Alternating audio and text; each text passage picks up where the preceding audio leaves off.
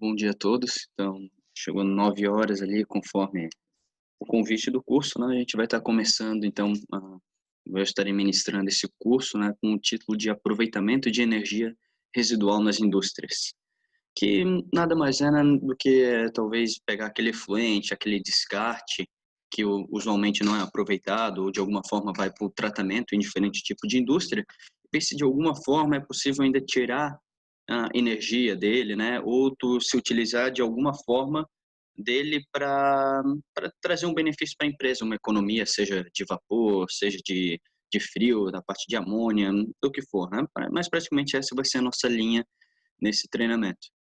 Como há diversos tipos de indústria, diversos tipos de fluidos, né, então é meio difícil, assim, a gente conseguir abordar todos. Então a ideia inicial aqui do curso é dar pelo menos o discernimento para vocês conseguirem avaliar isso inicialmente até por conta própria, ou seja, conseguir verificar se aquele efluente, aquele condensado, aquele tinta que está saindo da maneira que for, né, dependendo do ramo industrial, se é possível tu fazer uma utilização dele e se é algo que vale a pena. Então, para isso aí, a gente vai abordar desde conceitos termodinâmicos básicos, né? Na verdade, vai ser a continuação até de um treinamento de termodinâmica, que é um outro curso ali, um outro webinar que teve da Berma algumas semanas atrás. Então, talvez é de interesse depois, né? Ou se não, revê-lo antes até desse webinar. Então, nosso primeiro ponto aqui que a gente vai acabar abordando vai ser exatamente o processo de troca de energia, né? Então, no último lá, a parte termodinâmica, a gente explicou mais ou menos o que seria a parte de calor, temperatura, trabalho, né?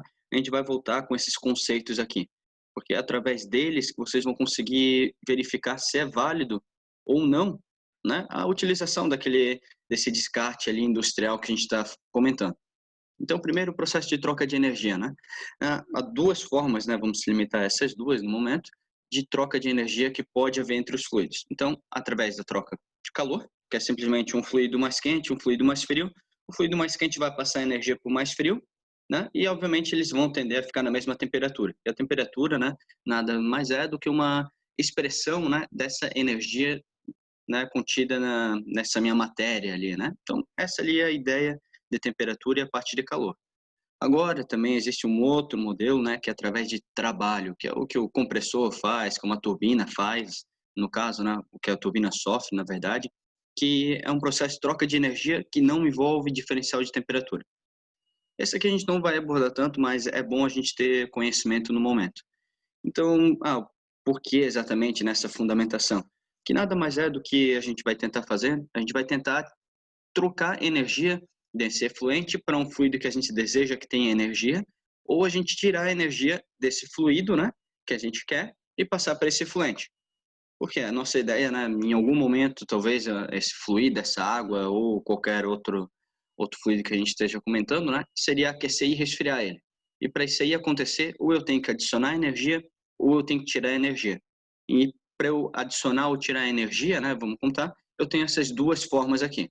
Ou através, né, de um fluxo de calor, que eu tenho que ter um fluido mais frio para tirar a energia do meu mais quente, ou um mais quente para passar a energia para o meu mais frio, ou através de trabalho, né, que a gente fala em questões de turbinas, né, ou no caso aqui com compressores, por exemplo. Então, e agora se focando mais na parte de calor, né? Então, o fluxo de calor vai ocorrer sempre que houver um diferencial de temperatura. Ou seja, eu tenho um fluido mais quente e um fluido mais frio. O mais quente, né, ele vai tender a passar energia para o mais frio. Não o mais frio, ou seja, um conceito ideal seria o quê?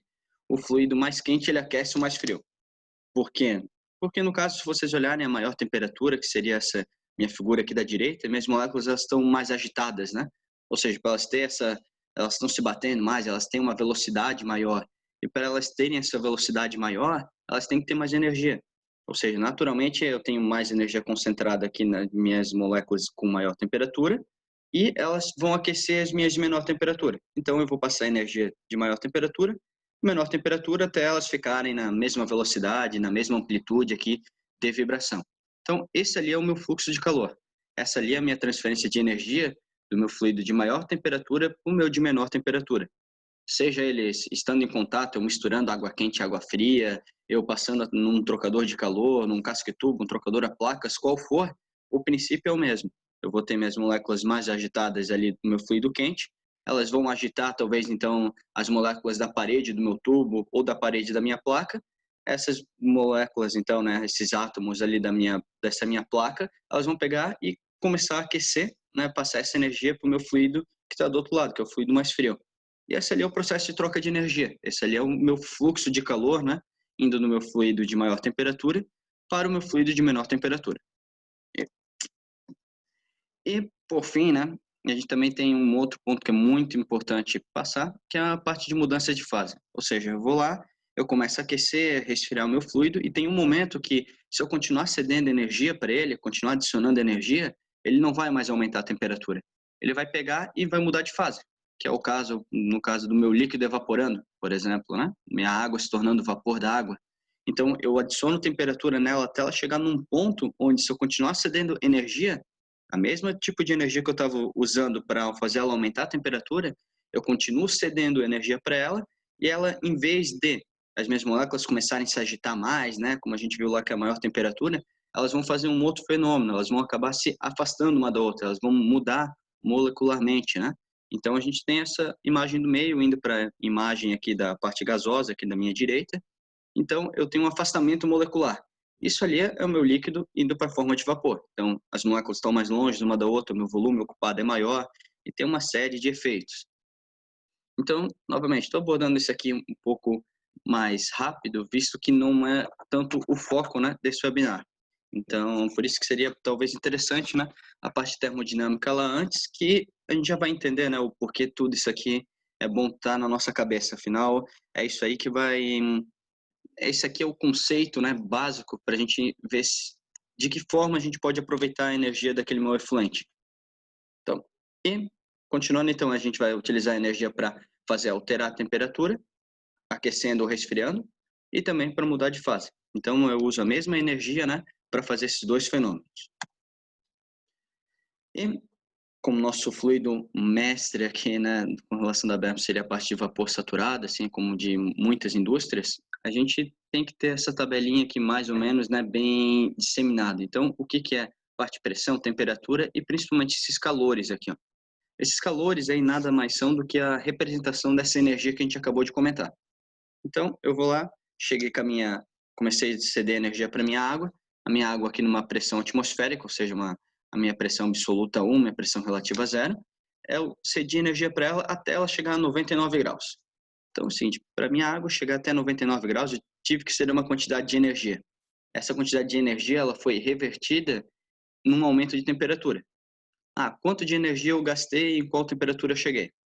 A minha temperatura máxima a chegar na pressão atmosférica vai ser 99 graus. Para ela chegar de 0 a 99 graus, né, vamos contar assim, eu gastei 99 quilocalorias para cada quilo d'água. Então, obviamente, se eu tenho uma quantidade de água maior, eu vou gastar mais energia. Então, a unidade, né, normalmente sempre vai ser em quilo. Então, para eu atingir esses 99 graus, eu gastei 99 quilocalorias. Depois, como falei, ela chega num limite onde, se eu continuar cedendo energia, ela não vai simplesmente aumentar a temperatura, visto que ela não é possível, né? Fisicamente, não é algo possível. Então, se eu continuar cedendo energia para ela, ela vai começar a pegar essa energia, né? E vai fazer aquele outro fenômeno, né? De um afastamento molecular. Vou utilizar essa energia, né? Exatamente para fazer esse trabalho ali, esse afastamento ali entre todos os átomos lá dela. Então, o que vai acontecer? Eu vou gastar uma quantidade de energia para executar essa minha mudança de fase, que é o meu líquido indo para a parte gasosa. E isso ali é o meu calor latente aqui nessa tabela. Então, vocês podem olhar que é uma escala muito maior, né? Então, eu tenho uma água a 99 graus, eu continuei cedendo energia, ela se transformou em vapor a 99 graus, porque toda a energia que eu adicionei a partir daí, ela serviu simplesmente para mudar de fase. Ela não vai impactar mais na temperatura. Só que o que acontece?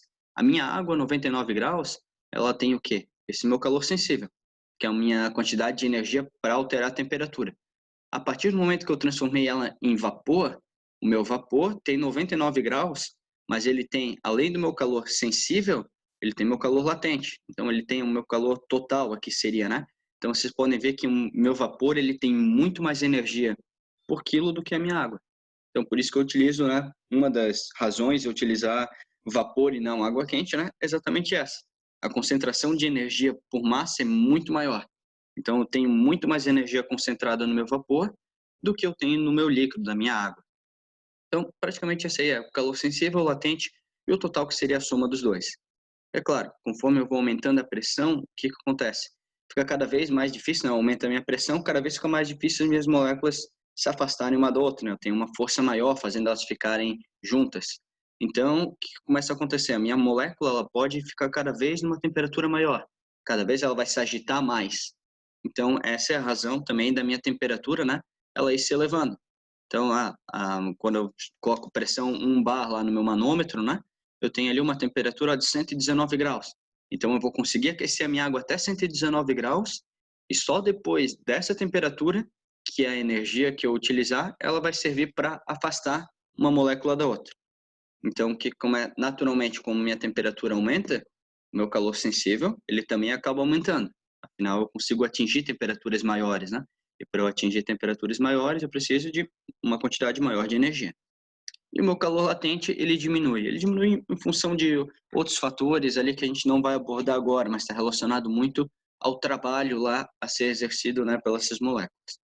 E o meu calor total, ele fica praticamente estável ali, ele tem uma diferença pequena, né? Mas a gente está muito interessado mais no calor latente aqui na parte do vapor e o sensível aqui na água nesse momento. Vamos lá.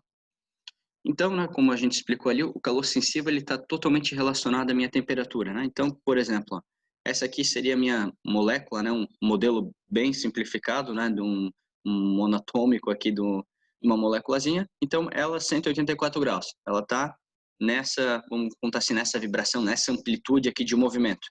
Isso aqui seria a minha molécula de água, 10 bar, né? Uma temperatura de 184 graus. Se eu pegar minha molécula lá a 1 bar, né, manométrica, em torno de 120 graus, 119 graus, ela vai estar numa amplitude bem menor. E é exatamente essa amplitude aqui, ó, vamos dizer, esse movimento ali feito para a minha molécula, que é a minha temperatura.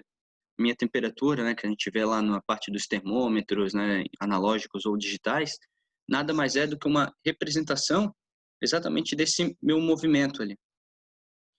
E esse meu diferencial aqui, ó, entre uma molécula e outra, aqui, por exemplo, é um calor, é uma energia, né? Ou seja, minha molécula 10 bar, para fazer esse movimento, ela tem bem mais energia do que a minha molécula 1 bar. Então, e essa diferença de energia ali é uma diferença de energia revertida em temperatura. Então, ela é o meu calor sensível. Depois a gente vai ver um caso aplicado disso aí, principalmente na parte de vapor flash. Daí a gente vai conseguir entender bem essa aplicação, o calor sensível, uma temperatura maior, menor, a gente vai conseguir utilizar e aplicar esse conceito. Então, só para então a gente pegar, pensando lá, calor, trabalho, né? Esse aqui seria um ciclo, né? Denominado ciclo termodinâmico de Rankine. Aqui ele tem toda a parte, vamos dizer, uma geração de vapor para uma geração de energia elétrica, algo nesse sentido. Então, o que é aqui a ideia? Eu tenho a minha água vai passar por uma bomba, a minha bomba vai aumentar a pressão dessa minha água, ou seja, ela vai estar injetando, de certa forma, trabalho dentro desse meu sistema. Minha água vai para a minha caldeira aqui, a minha caldeira vai estar passando o quê? Vai estar cedendo energia para a minha água, vai estar transformando em vapor. Esse meu vapor aqui, vamos contar superaquecido agora, vai ir para gerar uma turbina. Essa turbina, então, é que vai gerar energia elétrica, ou ela está gerando um movimento, né? Está passando, então, o trabalho para frente. E depois eu venho aqui, vem num trocador de calor, aqui a gente simboliza um trocadorzinho de calor a placas, né? Que vai estar fazendo o quê? Vai estar utilizando esse calor, né? Cedido aqui pela minha caldeira e vai estar aquecendo um outro fluido. Ou seja, eu tenho entrada de calor na minha caldeira, saída de calor aqui no meu trocador. Eu tenho entrada, vamos dizer aqui, de trabalho na minha bomba e tenho saída na minha turbina. Só para vocês entenderem, né? Talvez esses conceitos ali de melhor de calor e trabalho. Aí, aqui, assim como a gente tem aquela tabelinha lá da parte de vapor saturado, essa aqui é uma tabela de amônia. Então, o que muda nela, na verdade? Não muda muita coisa. A única coisa que vai ser um pouco mais estranha para quem às vezes só está acostumado a trabalhar com vapor são as temperaturas e pressões, né? Então, a gente tem aqui, ó, uma pressão, uma temperatura, só que eu tenho aqui atrás, eu tenho os mesmos tipos de energia, né? Aqui está com uma denominação um pouco diferente, apenas de entalpia, mas eu tenho, ó, minha entalpia do líquido saturado, que é o quê? Kilojoule por quilo. Lá eu tinha em quilocal por quilo no vapor. Esse aqui seria o meu calor sensível. Eu tenho aqui, ó, o meu vapor saturado, a minha evaporação. A minha evaporação aqui, ó, também quilojoule por quilo, é o meu calor latente. E o meu vapor saturado, no caso, seria a soma das duas, seria o meu calor total. Então, é a mesma ideia que eu tenho lá, a parte de vapor, né? Ah, calor sensível, calor latente, calor total, né? Eu tenho aqui para a parte da amônia. O que que muda? Temperaturas e pressões. Mas o conceito é o mesmo. Por exemplo, eu tenho amônia líquida. Eu tenho amônia líquida. Se eu pegar aqui numa temperatura, perdão, numa pressão aqui, ó, vamos contar de 3,5 kg. Vou pegar aqui, ó, 5 quilos. Eu tenho ela uma temperatura aqui, ó, de 4,13 graus Celsius. Ou seja, eu estou dizendo que a minha amônia, né, se ela está pressurizada a 5 bar, ela vai poder existir na forma líquida, né, até a temperatura de 4 graus. Ou seja, se eu continuar cedendo energia, o que vai acontecer? Ela vai pegar e vai evaporar. Então, ela vai pegar toda aquela energia, fazer o mesmo movimento, mesma ideia que a gente tinha lá na parte de vapor d'água, vou fazer um afastamento molecular lá da minha parte líquida para se transformar na parte gasosa, e então eu vou ter o meu calor sensível, que está aqui atrás, ó, do meu líquido saturado, e vou ter meu calor latente. Vocês podem ver que também a escala deles também é bem diferente, ó, de 199 para 1247. Novamente, aqui está numa outro tipo de unidade, né? Mas é a mesma coisa. A parte de escala aqui depois a gente vê a conversão aí para vocês. Então, a ideia lá de amônia na fase líquida evaporando, bem como o vapor na fase líquida e evaporando, são muito similares. A única diferença é que o vapor, né, da água é utilizado mais para a parte de aquecimento, por isso suas temperaturas são bem maiores, né? Enquanto a amônia é usada para refrigeração. Então, a gente acaba vendo outros tipos, outro perfil de temperatura aqui, né, relacionado à pressão. Mas, para vocês continuarem vendo a similaridade, né, um ciclo termodinâmico de refrigeração, o que a gente vai ter? A gente tem o meu compressor, que vai fazer praticamente o mesmo trabalho da bomba, né? Nesse nosso ponto de vista, está injetando trabalho, né? Está botando pressão e demais. Eu vou ter o meu condensador, que vai eliminar calor para o ambiente, afinal vai fazer a amônia condensar, né? É o mesmo trabalho do meu trocador de calor, lá no meu ciclo Rankine. Ele pega, vai para uma válvula de expansão, que faz o quê? Ela vai causar uma perda de carga, ou seja, vai fazer tirar, vamos contar assim, eu vou ter a minha saída de trabalho na minha válvula de expansão, e depois eu vou para o meu evaporador. O meu evaporador vai absorver calor do ambiente, ou seja, a mesma coisa que a minha caldeira lá está fazendo, está botando energia para o meu fluido. Aqui, de igual forma, né? Eu estou fazendo a amônia absorver, né? O amônia, um outro gás refrigerante, né? Absorver energia do meu ambiente. Ou seja, eu estou absorvendo calor e está entrando calor no meu fluido. E assim vai. Então, praticamente todo o ciclo termodinâmico, né, tanto do vapor, do ciclo de refrigeração, ele vai envolver isso aí. Eu adiciono calor em um momento, tiro calor no outro. Adiciono o trabalho, tiro o trabalho. É um princípio bem básico, né? E a gente pode ver essa similaridade exatamente, simplesmente analisando aqui, bem como as tabelas, né? Então, a gente olha lá, calor sensível, calor latente, e com isso aí depois a gente consegue mensurar exatamente essas quantidades de calor que estão entrando e saindo. Então, agora antes de a gente começar a ir para os nossos casos ali, só um ponto, né, que a gente já abordou, mas vale relembrar, né? Primeira lei da termodinâmica, né, ela fala que a energia não pode ser nem criada, nem destruída, somente transformada, né? É uma frase bem comum ali. Ou seja, a gente tem que entender que se o meu fluido quente está perdendo uma quantidade X de energia, o meu fluido frio ele vai estar ganhando essa mesma quantidade. Eu vou ter perdas para o ambiente, vou ter, né? Mas de maneira igual, essa energia ela tem que ser preservada. Para os nossos fins de cálculo aqui, a gente vai considerar somente essa quantidade de energia sendo transferida totalmente de um fluido para outro. E a segunda lei, né? As transferências, calor, isso aqui é um enunciado dela, né? Somente mencionando, do corpo mais quente para o mais frio, né? Isso acontece de forma espontânea, né? Ou seja, espontaneamente, se eu botar um fluido mais quente ao lado do mais frio, né? Como a gente vê, a gente tem aquela diferença de amplitude. O que vai acontecer? Vai querer o fluido quente, vai começar a puxar meu átomozinho aqui do fluido frio, eles vão tender até ficar num equilíbrio térmico. Então, isso ali vai ocorrer de forma espontânea. Agora, o contrário não. Ou seja, eu nunca vou ter o meu fluido mais frio pegando e jogando energia para o meu ambiente. Quando que eu vou ter esse caso? Tem muitos casos, né, que isso aí vai poder ocorrer. Um deles, né, é a própria lá na minha válvula de expansão, né? Então, se eu olhar lá atrás, o que que eu acabo tendo na minha válvula de expansão também, eu tenho uma troca de energia de uma forma diferente. Mas eu também não vou entrar tão a fundo nesse assunto agora. Então, a gente vem aqui para o nosso cálculo de carga térmica. Esse cara aqui, essa formulazinha bem simples aqui, é esse aqui que vai definir praticamente em todos os nossos casos que a gente vai abordar daqui para frente, se é válido ou não um aproveitamento energético e de que forma eu calculo isso, né? De que forma eu posso saber se vale a pena aproveitar esse meu fluido ou não, se vale a pena o meu gasto, para ver o meu cálculo de payback. Então, tudo se baseia nessa uma fórmula bem simples ali. Ela é proveniente da primeira lei também da termodinâmica, e aqui ela está, vamos dizer, já bem limpa, né? Então tem muito mais letrinhas ali no meio, só que o que a gente interessa agora, né, ela está da melhor forma possível. Então eu tenho aqui meu que seria a minha carga térmica, aqui eu estou representado em quilocal por hora, ou seja, quilocal é uma quantidade de energia por hora, então energia por tempo é potência, uma potência térmica, né? Depois a gente vai ver que tem variações, né, dessa unidade de medida que talvez sejam bem mais fáceis de vocês entenderem. Meu M, que é massa a ser aquecida ou resfriada do fluido, né? Então eu vou ter aqui tantos quilogramas por hora, ou eu não preciso ter uma unidade de tempo, né? Posso ter tantos quilos e aqui no final eu só tenho a quantidade de energia, simplesmente brincando com as unidades. Tenho o meu CP. Meu CP é um calor específico do fluido, é uma propriedade termodinâmica do fluido, né? Ou seja, eu falei lá para vocês, né? Se minha molécula de água está vibrando assim, se eu ceder energia, né? O que vai lá fazer ela ir de 10 graus para 100 graus, né? Então, eu tenho uma quantidade de energia para ceder para minha moléculazinha da água fazer esse movimento. O que acontece? Eu tenho minha molécula do óleo, mas minha molécula do óleo, né, dando um exemplo genérico, a molécula do óleo é mais fácil. Então, com a metade da quantidade de energia que eu cedo para a minha da água, a minha do óleo ela já vai de 10 para 100 graus.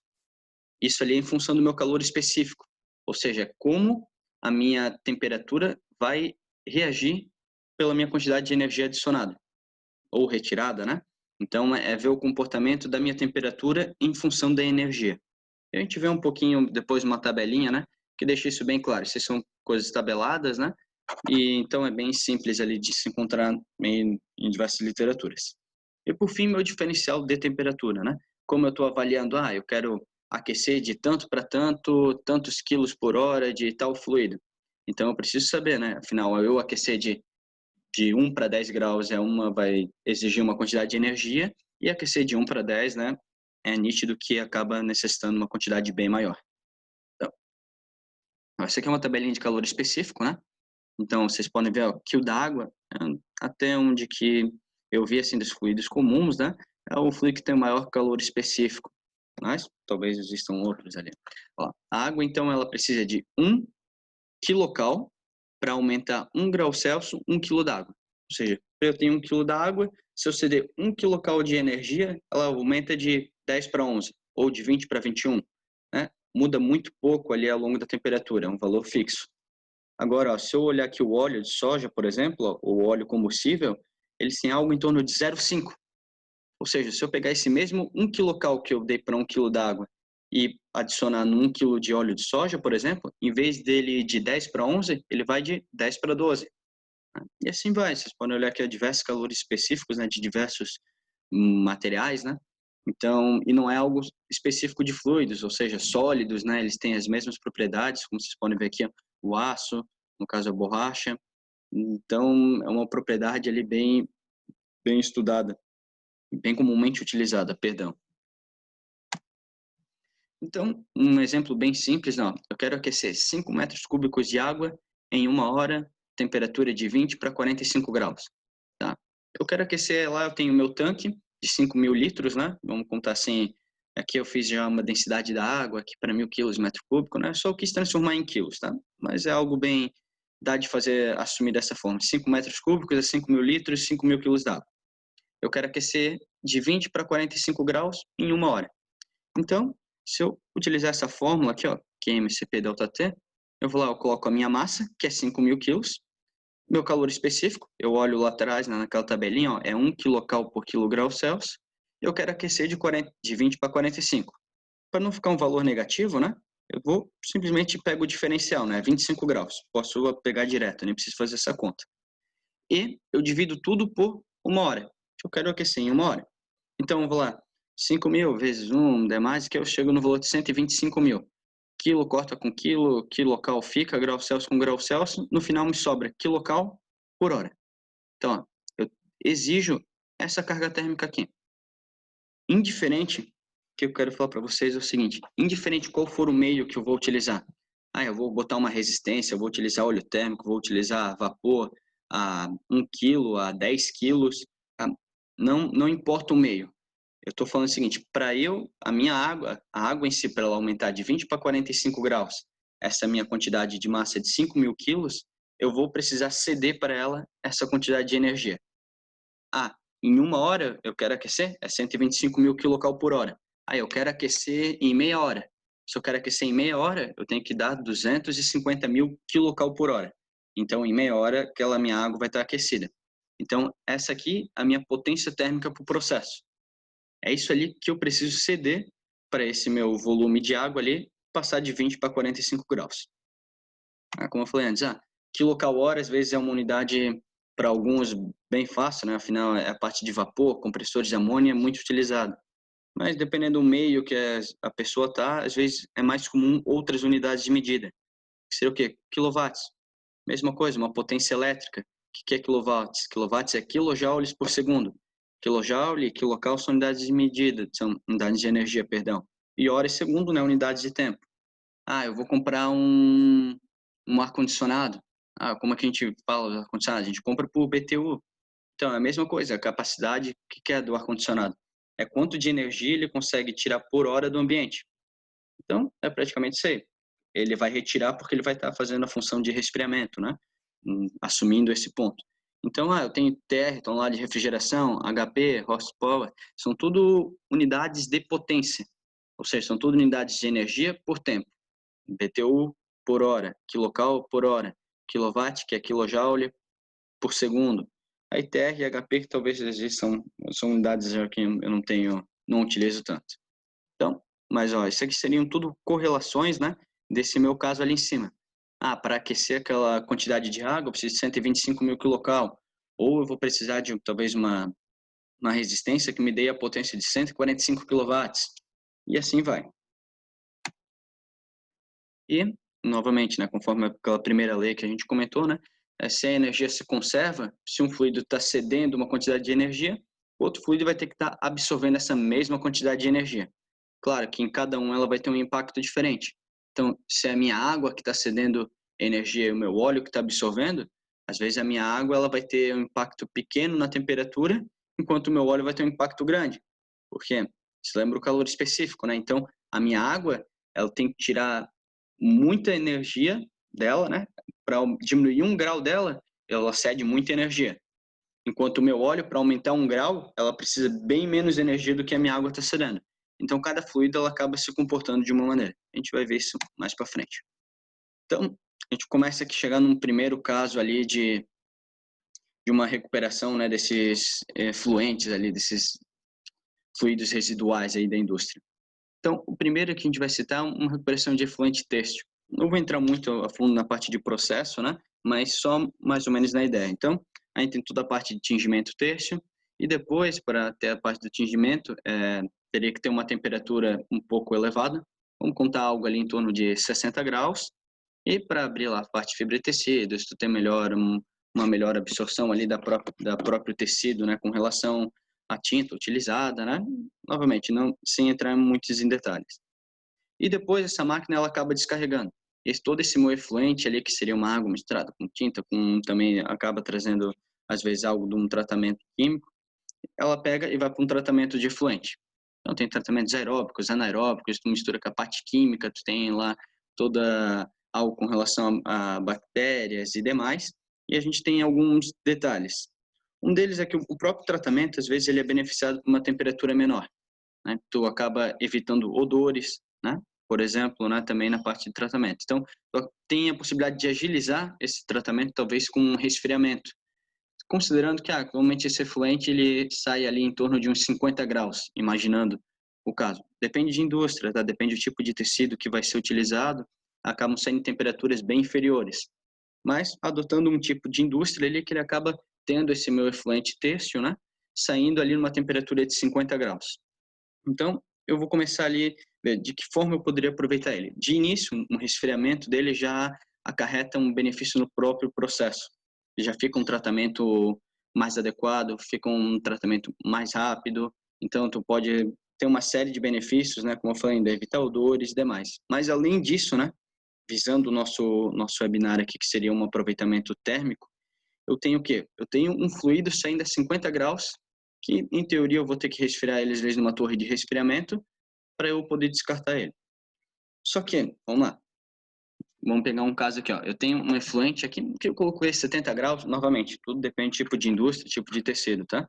Vamos adotar esse caso nosso aqui, ó. 70 graus, em torno de 100 mil litros hora. Essa ali é a minha vazão média, lá ele tem um medidor de vazão.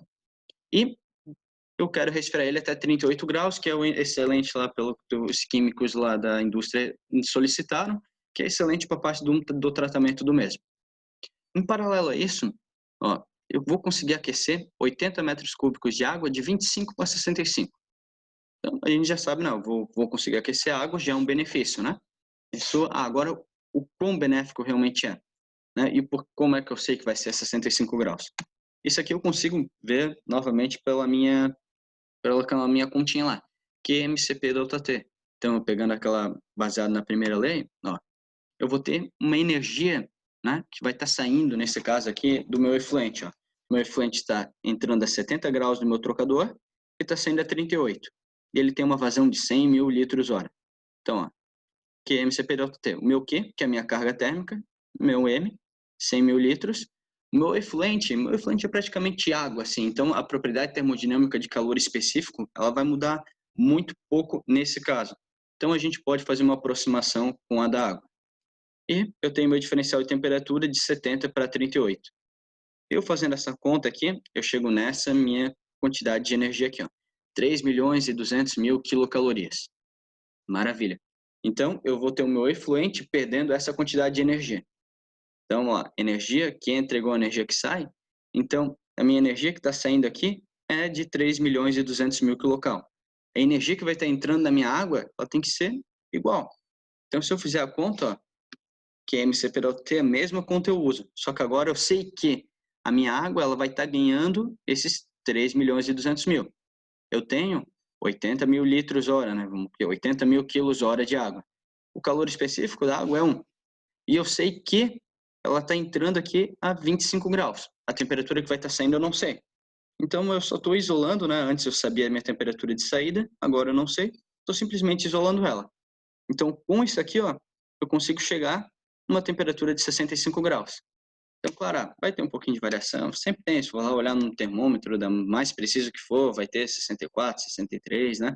Tudo depende dessas vazões, né? Bem como essa minha relação ali de litros por hora para quilos por hora que eu trato aqui, ela, obviamente, tem casas decimais ali, né, que acabam não batendo, mas, de maneira geral, é isso ali, ela não vai poder sair muito diferente disso. Ah, perfeito. Eu consigo saber agora qual temperatura que vai sair a minha água se eu utilizar esse meu efluente. Agora, o quanto realmente talvez você vai me impactar de economia. Imaginando, né, então, que eu vou querer aquecer essa minha água, né? Eu descobri que ela ia sair a 65 graus. Aí eu quero aquecer essa minha água de 25 para 65, que afinal é a temperatura que eu preciso lá para dentro para as minhas máquinas de tingir, né? Nesse meu caso hipotético. E eu preciso desses 80 mil litros hora. Quanto de vapor, né, eu teria que gastar para fazer esse aquecimento? Obviamente, a gente já fez esse cálculo lá em cima, né? Não mudou nada. Então, ó, eu quero aquecer de 25 para 65, 80 mil litros hora, né? A gente já sabia que ia dar 3 milhões e 200 mil quilocalorias. Agora vamos lá. O que o meu vapor, né, num trocador de calor, ele acaba fazendo, né? A ideia principal dele é ele entrar na forma de vapor e sair na forma líquida. Ou seja, para ele ir do vapor para o líquido, né? Pensando melhor, para ele ir do líquido para o vapor, a gente comentou que a gente tem que ceder uma quantidade de energia que é denominada calor latente. Que é aquela, na minha tabelinha lá, seria aquela coluna do meio. Ou seja, a energia responsável por fazer esse afastamento molecular.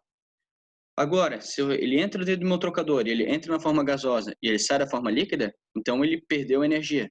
E ele perdeu qual energia? Ele perdeu o meu calor latente.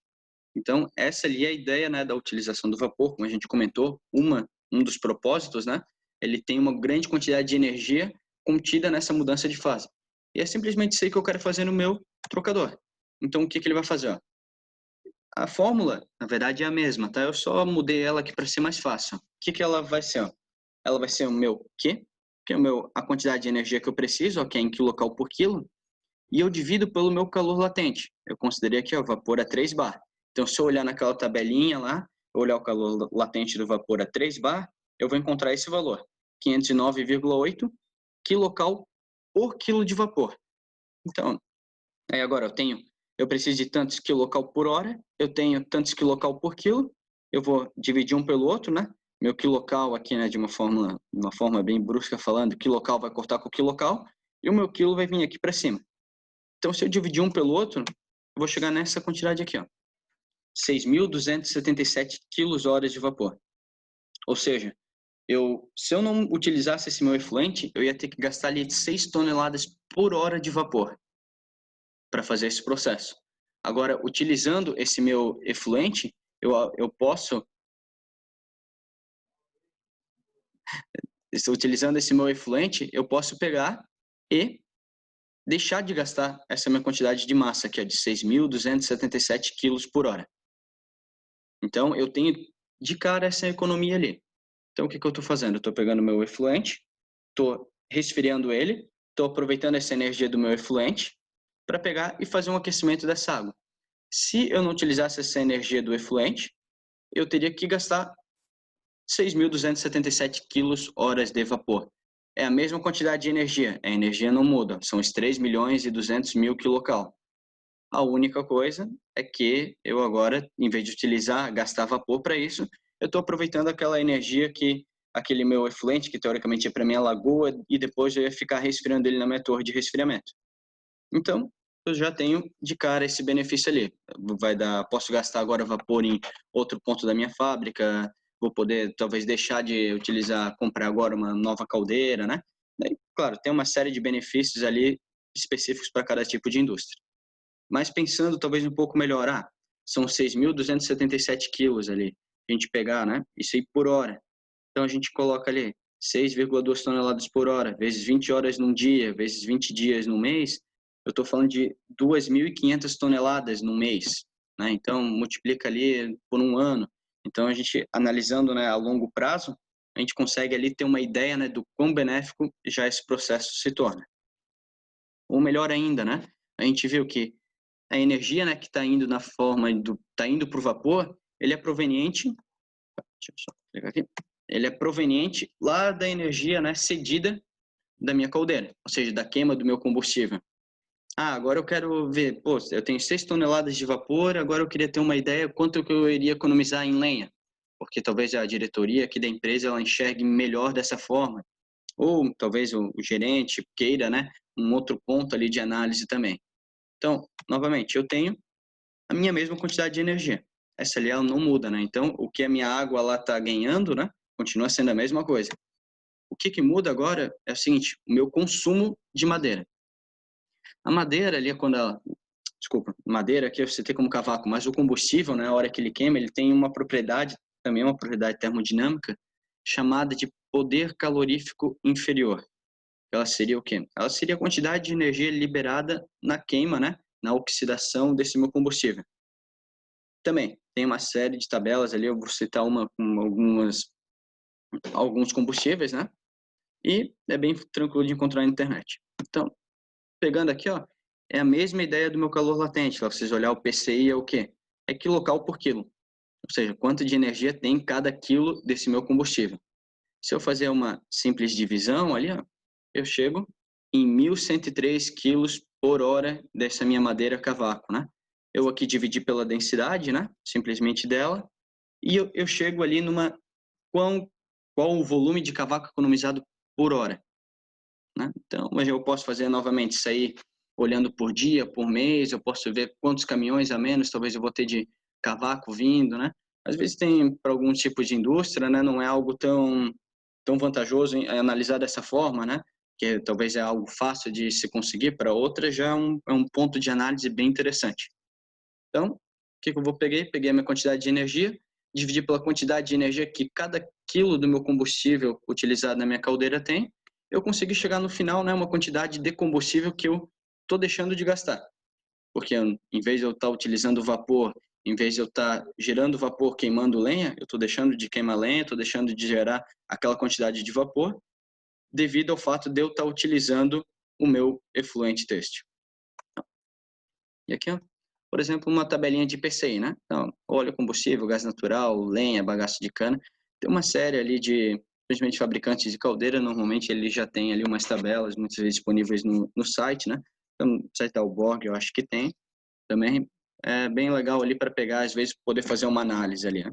Às vezes não é algo tão preciso, a tua lenha vem com mais umidade, vem com menos, mas já dá uma ideia bem aproximada ali da economia do que vocês estão tentando analisar do sistema.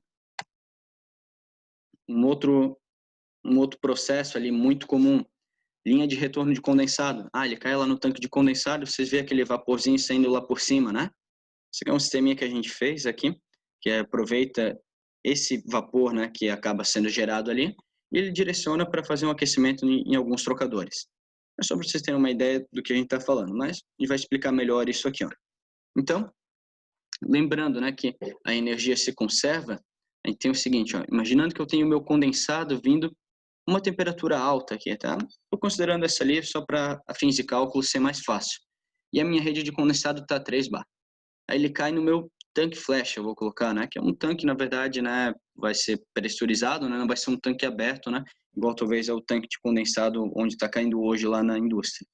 Então, ele vai ter uma parte que vai ficar na forma de condensado, a 119 graus, e tem uma parte que ele vai pegar e se tornar vapor. Por que isso, né? A gente viu que, se eu tenho 3 bar, um líquido vindo a 143 graus, nesse caso água, e ele é despressurizado, a gente viu que pela tabelinha lá de termodinâmica, que o meu condensado, a minha água, a 1 bar, ela não pode existir numa temperatura maior que 119 graus. Não pode. Então, fisicamente, né, seria algo impossível. Então, aquela quantidade de energia que sobra, ela o que? Ela é revertida para fazer a minha mudança de fase. Ou seja, eu vou vir com a parte líquida a 142 graus, a hora que ela chegar aqui e despressurizar, eu tenho automaticamente uma redução de temperatura, visto, novamente, as minhas propriedades lá termodinâmicas. Então, ela vai cair para 119 graus. Só que essa diferença aqui, ó, de 119 para 142, essa quantidade de energia, né, a gente falou, a energia se conserva, ela tem que ir para algum lugar. Então, a minha próprio líquido aqui, né, o meu condensado a 119 graus, ele vai absorver essa quantidade de energia e uma parcela dessa quantidade ela vai acabar reevaporando. Então, de maneira geral, né, explicando ali, talvez isso aqui demora um pouco, talvez, para entender se a pessoa acabou não pegando bem os conceitos termodinâmicos lá. Mas se eu pegar o meu calor sensível de alta, que é o meu calor de 142,9 graus, menos o meu calor sensível de baixa, que o meu calor é 119, ou seja, a energia total que eu tenho antes, menos a quantidade de energia necessária para deixar o meu líquido a 119 graus. Então, fazendo um menos o outro. O que sobrou dessa energia, né, que é essa diferença, eu divido pelo meu calor latente de baixa, que é o meu calor latente a 119 graus. Ou seja, a quantidade de energia que sobrou, eu vou pegar isso aí e transformar em calor latente. Então, se eu pegar as tabelinhas lá, depois pode analisar ali a parte dos valores, eu vou conseguir chegar num percentual de 4% reevaporado. Ou seja, eu tenho 100 quilos aqui, vamos dizer, de condensado vindo, eu vou ter ali 4 quilos ali reevaporando.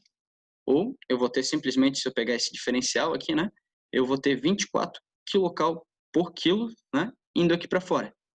Que no caso seria, se eu tivesse um tanque aberto, eu ia ter 4 quilos aqui sendo jogado fora, né? Ou eu ia ter em torno de 24 quilocal por quilo, né, de vapor ali indo embora. Eu vou ter essa quantidade de energia indo embora.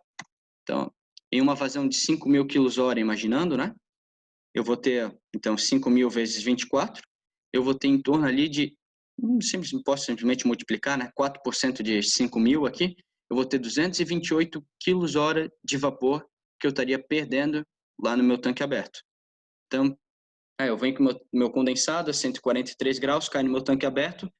Se é 5.000 quilos-hora de condensado vindo, eu vou ter 230 quilos-hora de vapor sendo reevaporado e indo ali para a minha atmosfera.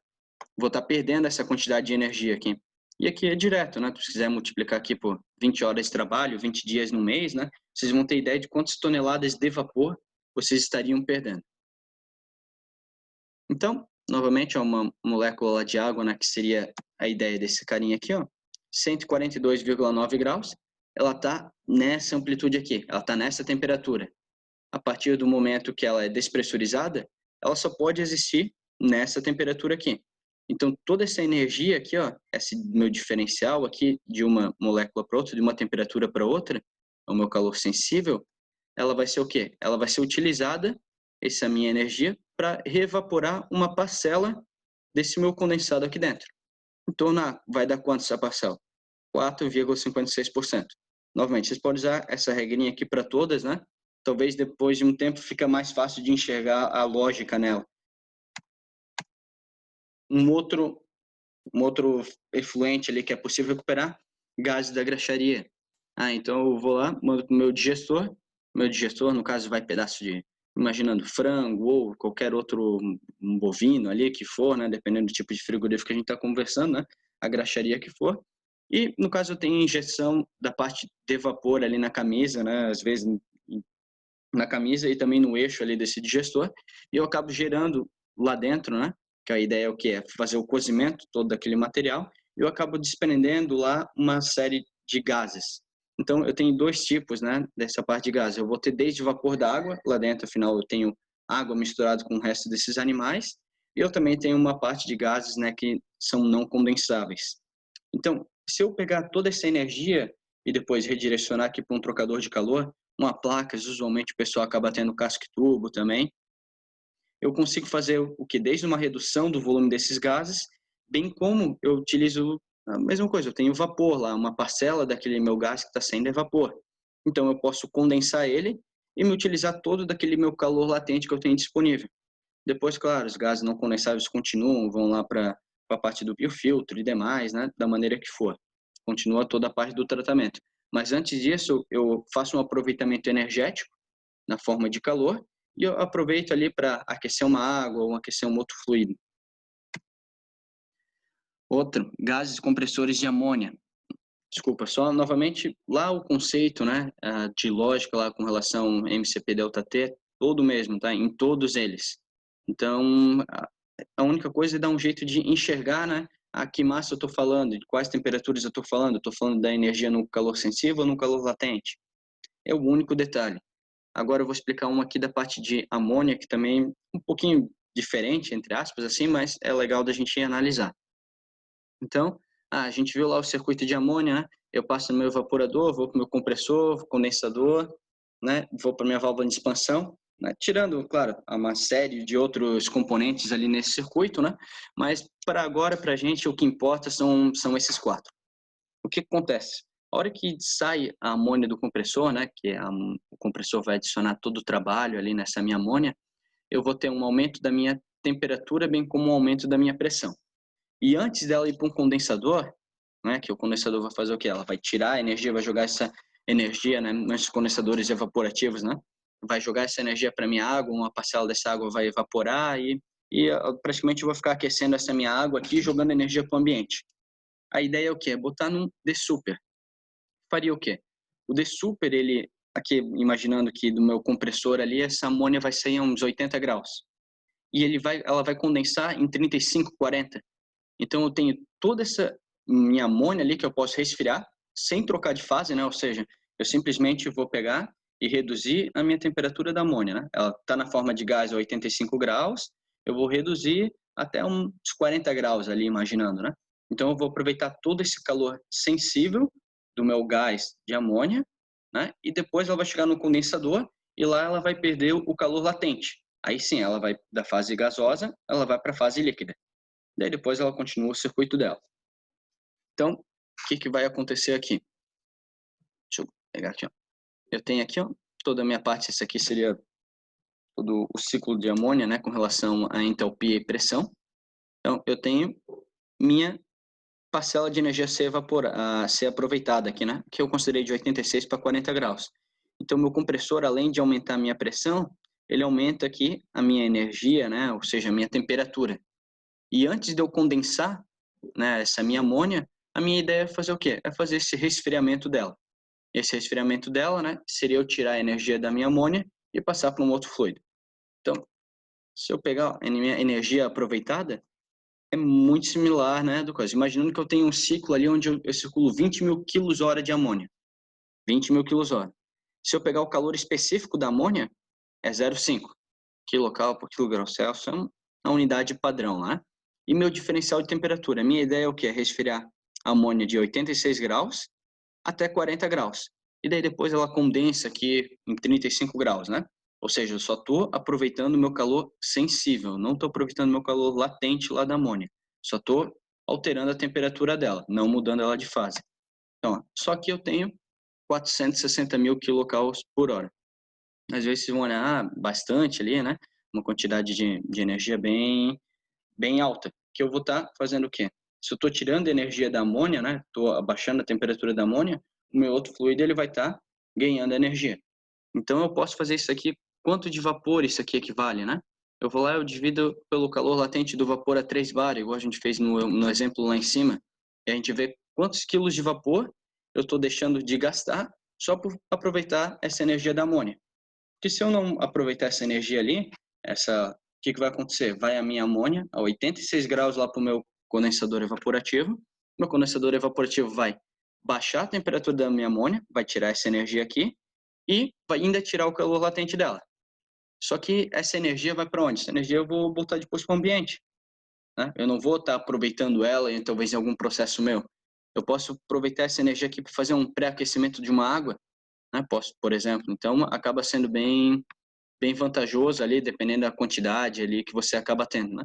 Mas que pode ser às vezes um equipamento de um investimento caro, é possível fazer essa análise ali através simplesmente dessa conta aqui da energia ser aproveitada. Um outro um outro aproveitamento que é possível fazer, água dos chilos de frango para resfriamento de carcaça, né? Então a ideia seria o quê?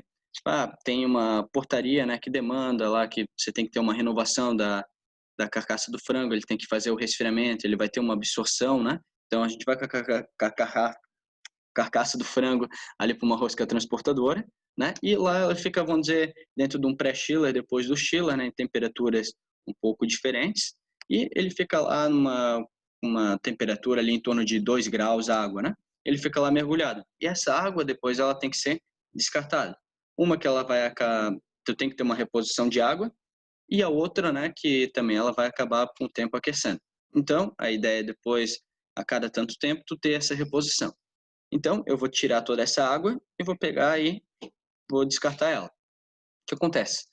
Para eu fazer a água ficar a 2 graus aqui, eu passo aqui num trocador, ó, entrada amônia, saída amônia. Isso aqui, na verdade, é um trocador, é um evaporador, né? Então, eu tenho lá toda a parte de evaporação de amônia, né? Que ela vai estar tirando a energia do meu fluido, ou seja, vai estar resfriando ele. Então, eu vou tendo uma água sendo resfriada por amônia, ela vai para esse chiller aqui, ela vai aquecer e depois ela vai ser descartada. Qual que é a ideia? Em vez de eu ir com a minha água a ambiente aqui para o meu trocador evaporador aqui de amônia, ele vai entrar a 30 graus e vai sair a 2 graus, né? Eu já ir com uma água pré-resfriada. Ou seja, eu estou aproveitando, na verdade, o frio agora aqui, né? Estou aproveitando a falta de energia, na verdade, dessa minha água para fazer um pré-resfriamento da minha água que vai ser adicionada nesse chiller de frango. Ou seja, a minha água entra a 2 graus aqui no chiller, vai sair em torno aqui de 5 graus, né? Ela vai passar de uma peneira que acaba acarretando sólidos, né? Ele vai vir para esse meu trocador e vai pré-resfriar uma água, né? Imaginando aqui, ó, de 25 graus, em vez da minha água 25 graus ser resfriada diretamente a 2 graus utilizando amônia, eu vou pré-resfriar ela até 14, e de 14 graus, então, eu vou resfriar até 2 graus utilizando amônia. Então, eu vou ter, na verdade, essa minha água aqui, que vai ser adicionada no chiller de frango, ela vai estar cedendo energia para o outro lado. Então, na verdade, como eu falei, a gente sempre pensa, um fluido quente sendo descartado, vou tirar a energia dele. Nesse caso aqui, né, eu quero realmente tirar a energia da minha água que está indo para o processo. Eu quero adicionar energia no meu descarte. Quero adicionar energia no meu efluente. Também é uma possibilidade. Então, se a gente pegar esse caso ali, ó, bem simples, né? Imaginando que eu tenho uma vazão de 30 metros cúbicos ali de renovação. Ó, a mesma conta, 30 metros cúbicos, 1 quilocal, e eu tô de 20 para 5. Ou seja, eu quero saber quanto de energia eu estou tirando dessa minha água fria aqui, né? Quanto de energia ela está absorvendo.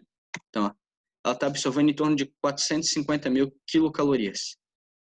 Então, eu posso, às vezes, desativar, né, desativar, às vezes, um compressor, posso fazer uma série de coisas, né, visto que eu vou ter essa carga térmica agora sobrando. E por último ali, somente para a gente terminar, depois já vi que tem alguns questionamentos, temos esse outro projeto aqui que é uma recuperação da linha vermelha em frigoríficos. Qual que seria a ideia, né? A gente normalmente tem a parte de esterilização de facas e todos os instrumentos, né, que estão em contato lá com os animais.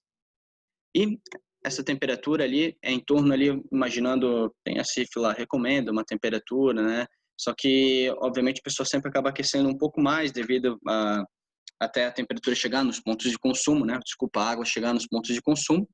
Então, imaginando que a gente aquece a água até 90 graus para ir lá para os esterilizadores. Aí depois dos esterilizadores, né, eles utilizam lá para fazer toda a limpeza, essa água ali acaba indo talvez para uma linha específica, uma linha vermelha, imaginando. E a ideia é o quê? Fazer um aproveitamento dessa linha. Imaginando, né, vamos botar uma situação onde eu consumo 120 mil litros por hora na parte de esterilização, a 90 graus. Se eu conseguir aproveitar 50% desse volume, 60 mil litros, né? Eu vou estar aproveitando. E imaginando, né, que de 90 graus que for lá para a limpeza das minhas facas e demais, né, para a higienização lá das minhas facas, eu tenho um retorno dela a 80 graus. Que talvez a água descartada vai para um tratamento igual, né? Se eu utilizar essa água ali para pré-aquecer uma outra água, né? Que seria uma água que talvez, como eu falei, né, iria para descarte, muito similar a de um efluente têxtil da vida, né? Ou qualquer efluente, né, quente da maneira que for. Eu fazendo um cálculo aqui, ó, igual. Então, eu tenho meus 60 mil litros que agora eu estou retornando e eu estou fazendo um pré-aquecimento de uma outra água. Ó, eu vou ter essa quantidade de energia ali que eu vou aproveitar. E a minha energia que entra, ou seja, é igual absorvida, né? Então, em vez de eu aquecer no meu trocador vapor-água de 20 para 90 graus, eu vou estar já pré-aquecendo essa minha água que vai estar indo para aquele meu outro trocador, que é exatamente de onde está vindo essa água aqui, né? Então, em vez de eu pegar e mandar de 25 para 90 graus direto no trocador vapor-água, eu estou pré-aquecendo essa minha água de 25 graus, os 120 mil litros, até 50 graus. Qual que é a diferença que eu vou ter? Então, vamos lá, se eu pegar aqui, ó, eu tenho esse meu mesmo trocador ali, ó, só que uma ele vai aquecer água de 25 para 90 e o outro ele vai aquecer água de 50 para 90, né? Utilizando vapor, aqui é 3 bar. Quanto de vapor eu vou gastar em cada situação? Então, ó, pegando primeiro de 25 para 90. Eu simplesmente botei o MCP ΔT, dividi pelo meu calor latente, depois pode olhar melhor ali a forma. Eu vou ter um consumo inicial de 15.300, se eu aquecer de 25 para 90. Agora, se eu vier com essa minha água pré-aquecida, de 50 para 90, eu vou ter um consumo ali de 9.400 quilos. Então, já tem ali uma redução de 6.000 quilos, né? 6 toneladas por hora ali da parte de vapor. Novamente, aqui eu estou utilizando esse meu efluente da linha vermelha ali, né? Denominado. Mas como posso estar utilizando talvez dos digestores, né? Ou um outro efluente qualquer. A ideia é que essa carga térmica, né? O cálculo de carga térmica vai ser o mesmo. O cálculo térmico vai ser o mesmo. Então, essa aqui que é a ideia, né? É um pouco complicado. Às vezes a pessoa acaba não lidando com isso diariamente ou já não tinha conhecimento de uma propriedade, como calor específico ou outra, às vezes é um pouco complicado essa absorção inicial, né? Por isso que até é recomendado talvez a parte termodinâmica antes até dessa aplicação em si de todas essas formas. Mas é possível ver aqui, ó, né, de qualquer forma, a diferença que pode ter. Então, eu chegar com uma água de 25 para 90 e de 50 para 90, né, para esses 120 mil litros hora. Qual que é a diferença ali entre massas, né, do meu consumo de vapor que acaba tendo. Então, de qualquer forma, agradeço ali a presença de todos, né, espero que tenham gostado. Entendo que é um assunto, às vezes, um tanto complicado ali de se entender, mas, de alguma forma, ter interpretado um ponto ou outro, né, e puder ajudar vocês em alguma coisa, também fica o meu meu contato ali para vocês. Agradeço a presença de todos. Vou estar agora respondendo aqui alguma parte de perguntas, né? Mas demais, praticamente acabou. Muito obrigado.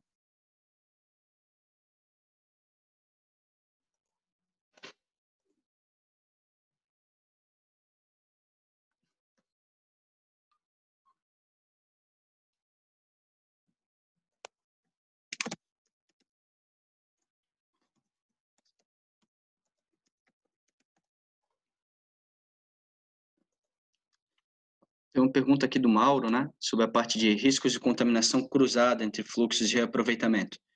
E isso é um ponto bem importante ali, tá? O que acontece? Claro que a gente olha termicamente, né? É muito interessante o aproveitamento de um ponto de vista térmico. No entanto, o que acontece? Eu vou fazer um aproveitamento numa fábrica de papel. Vou aproveitar licores, né? Perfeito. Licores normalmente acarretam ácidos e demais, são materiais, dependendo do material do trocador que você vai utilizar, são materiais bem corrosivos, né? Então, tem que analisar o ponto de vista do risco. O que eu vou estar aquecendo? Vou estar aquecendo uma outra água que, se caso contaminar, eu vou conseguir identificar, não vai ser problema. Ok.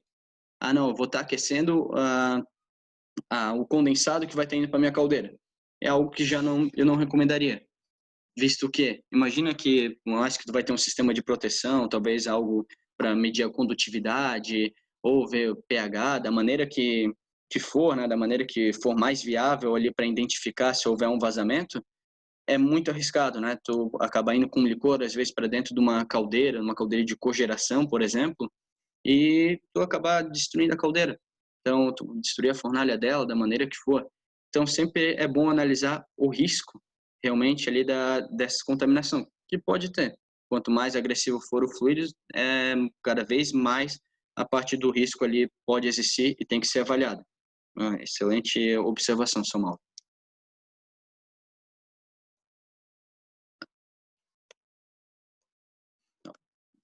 O Eduardo aqui pergunta se tem alguma solução para recuperação em torres de resfriamento.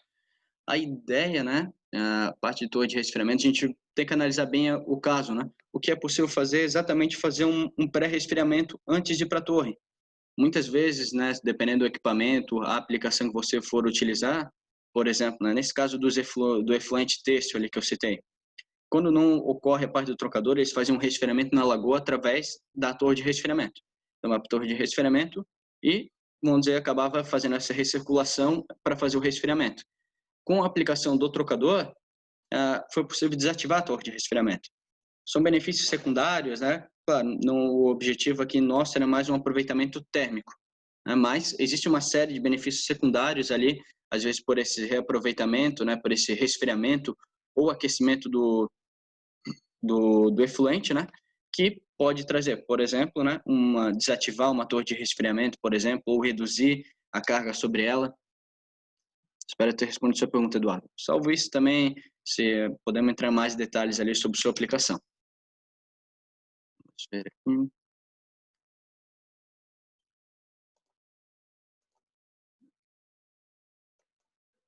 Bom, vou ficar mais alguns minutos ali para ver se surge mais alguma pergunta, mas de maneira geral, agradeço novamente ali a presença de todos. Qualquer dúvida, né? Como eu falei, alguns assuntos ali acabam nos detalhes, a gente tem que passar um pouco por cima também para se cumprir pelo horário, mas se acaso ficou alguma dúvida, posso pegar e ajudar vocês ali de uma outra forma. Muito obrigado.